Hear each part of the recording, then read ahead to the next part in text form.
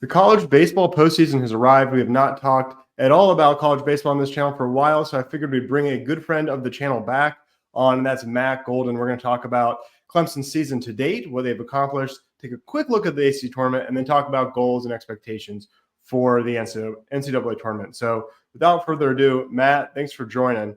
I appreciate you being here.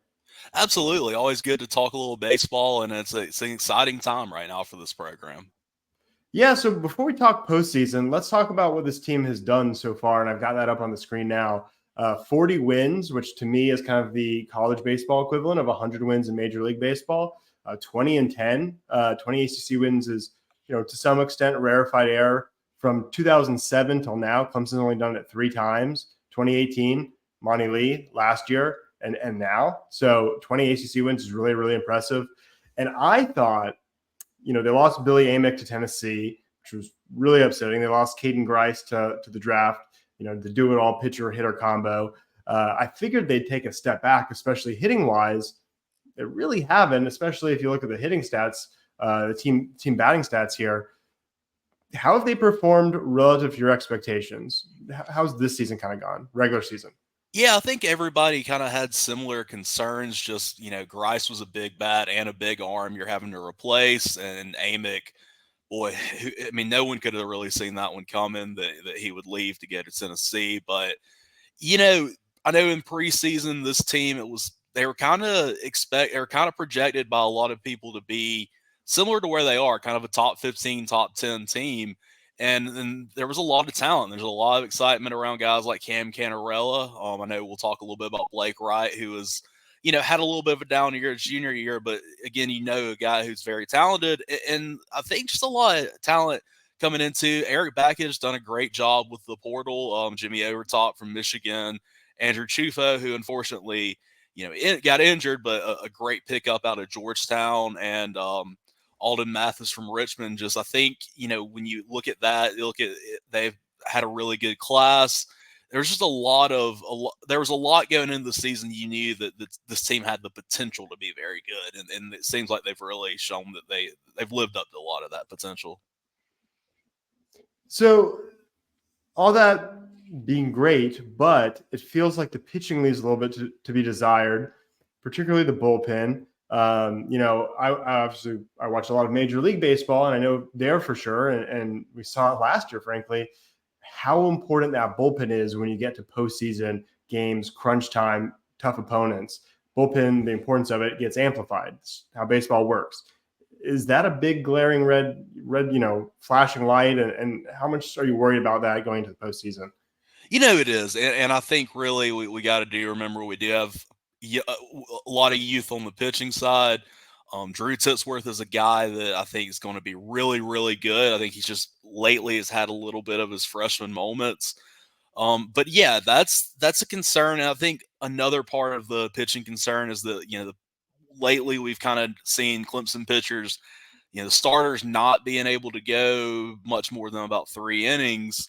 And that's really not going to be conducive to a good run in the postseason. You really hope that you can kind of see the guys go deep innings, take a little stress off that bullpen, and hopefully that helps kind of shore up a little bit of the bullpen. Because I think that's some of it. There's been a lot of pressure on the bullpen too. So one guy I think we got to talk about, and you alluded to him, is Blake Wright. As a sophomore back in 2022, he hit 347 with 11 home runs in 40 games. So he was awesome. But then last year, 249, 8 home runs in 60 games. Not one of the better players on the team. Not that he was bad, but it was just kind of more of an afterthought. But now this season, he's really emerged, honestly, more than even Cam Canarella. He leads the team in average home runs and RBIs. You can see his stats on the slide here. Did you see this coming for him? And am I right? Is he Clemson's best player, like bar none? I think right now he is definitely just the best. I would say the most effective player on the field.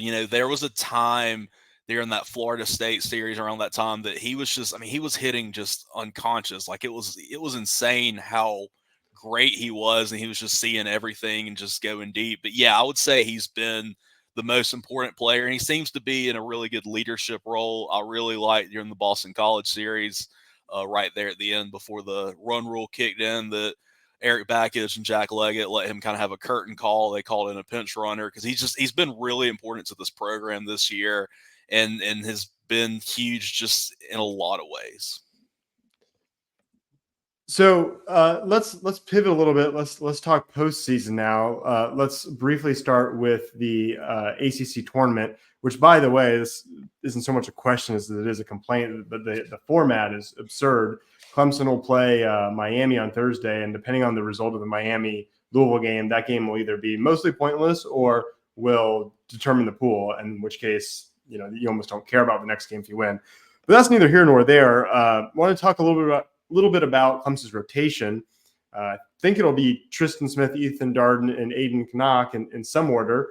I assume Knock has to pitch as early as they can if the game is the one that matters, I guess, depending on this weird format. How do you see them using their rotation, and then what are your expectations, just generally speaking, for this conference tournament in Charlotte? So one of the things Eric Backich said last week after the Boston College series was that he liked that with that being an earlier series, starting Thursday and then Saturday, it kind of gave them a chance to see Knock throw on a Saturday and kind of get into that. And he's basically alluded to the fact that there's a good chance we may see Knock in that kind of two-man role, the second pitcher, the Saturday starter in the postseason. I think it's going to be a lot of what you said. I think it's going to depend on which game is the most important. Because there's just no reason to throw your best pitcher if you're playing a game that really doesn't mean anything as far as advancing the championship. I think Backich knows that, but it looks like you will see him move up in the rotation and could be featured pretty heavily in this postseason run.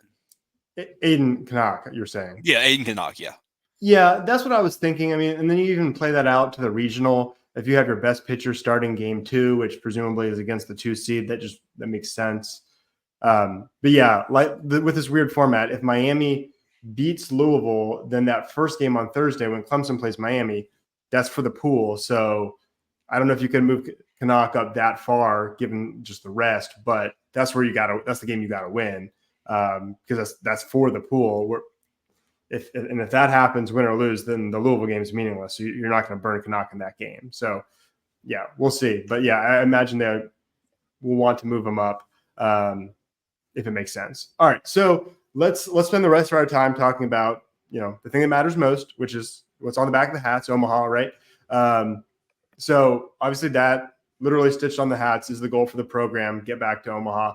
For me, frankly, I haven't seen this team advance out of a regional, Clemson or otherwise, out of a regional in ages.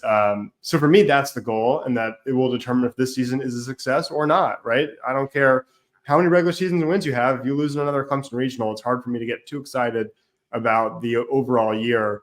Are you with me in that, and the feeling of even if they lose a Clemson super regional, I'm still going to be pretty happy with this team in progress?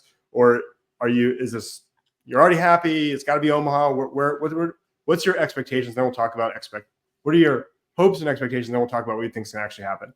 Yeah, I think that's the one of the tough things that Eric Backich has inherited here is he's inherited a really proud program with a lot of tradition that has not made it out of a regional since 2010, hadn't made it to Omaha since 2010. And, I think in a lot of situations, I wouldn't be sitting here like, oh, I would not expect a coach in year 2 to make Omaha. But there's a lot of hunger in the fan base, and this team has got the talent. I think I will be happy if we make it out of the regional, and I think that it's got to be. I'm not going to try to put the cart before the horse. I think it's got to be baby steps, and so if we make it out of the regional, we get a super regional, I'm good with that. I also do think, as we talked about with some of the pitching issues, I actually think Clemson is better built for the super regional than they are the regional because of the way the regional works. Unless you just win 3 games and get out, it can put more stress on your pitching staff. And I think if Clemson does like they do last year and loses a game to the 2 seed, it really is going to put them behind the 8 ball. Whereas once you get to the super regional, it's a 3-game series. I think that's just this team is built better to play with almost anybody in a 3-game series, as we've seen. And so that's why I feel like that's getting out of the regional is the big hill for me right now. Yeah, that's a good point. And it also just highlights the importance of, if Clemson's going to win this regional, they probably just need to clean sweep it, right? Like dropping a game and then fighting your way back and having to win those extra games with the lack of pitching depth, particularly in bullpen, that might be just too tough of a road to hoe. So let's talk about that. Like, we kind of talked about our goals and what would make this year a success. So what do you, to the extent you're comfortable making predictions, what do you foresee in this postseason? I assume sorry, I didn't mean to cut you off, but I assume there'll be a national seed. They'll get a home regional for sure, and if they advance, I don't know that they could possibly not be a top 8 national seed. Is that fair? Is that right? Yeah, unless things just go completely horrific in the ACC tournament, I don't see this team not being in the top 8. And it's really hard to make a prediction because, I mean, last year they were the 3 seed, and you would sit there and think, okay, they're probably going to get a favorable draw. And they get Tennessee, who was a really talented team.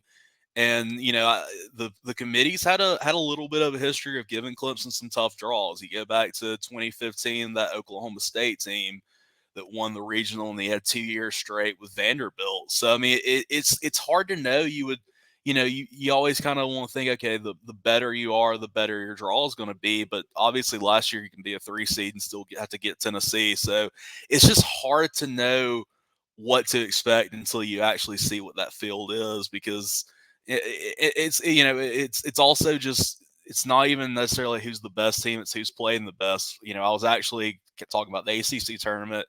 I was kind of happy that Clemson was not the 1 seed in the ACC tournament, because that field that North Carolina gets, that pool, they have Wake Forest and Pittsburgh, and Wake Forest obviously we just swept Clemson, and Pitt has just been playing like one of the best teams. Like, they're very hot right now. They won the series against FSU last week. They won the series against Miami to make the tournament.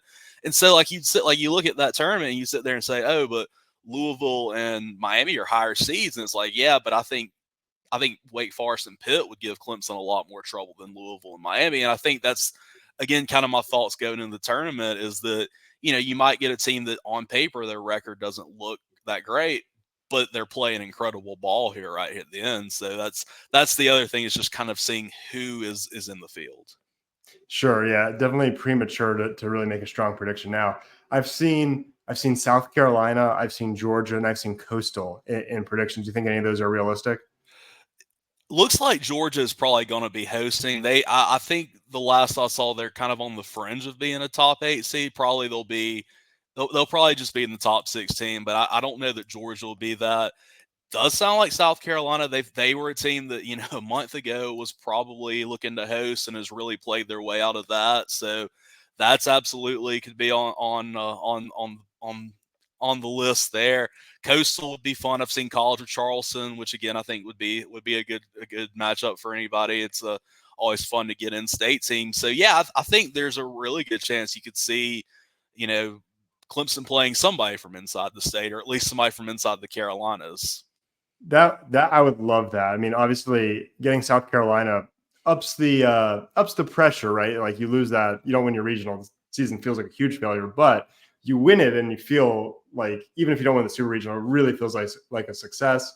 And then Coastal, they have both of the games this year canceled. And for me, I just have this like special Clemson baseball memory from when I was a student. They were at Clemson. They were very chirpy, and I was sitting next to a guy named Hunter. I hope he watches this, because we talk about this specific event. And Jeff Schaus, I don't know if you remember that name. Jeff Schaus hit a walk-off grand slam, and he just sprinted down the little bleachers by third and just started jumping up and down in front of them. And it was great. I'll never forget it. So just in my mind, Coastal's always kind of special in that regard. So we would love to play them. Anyway, that's just a personal side. But any final closing thoughts on this baseball season past and what lays ahead?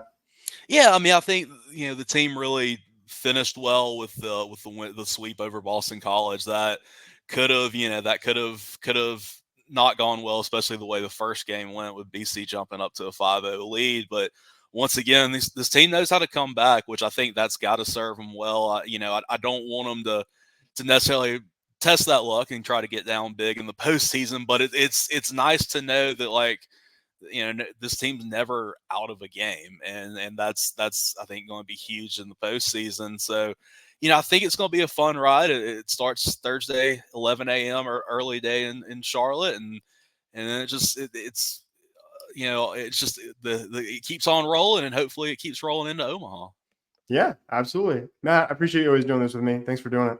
Yeah, absolutely. Have a good one.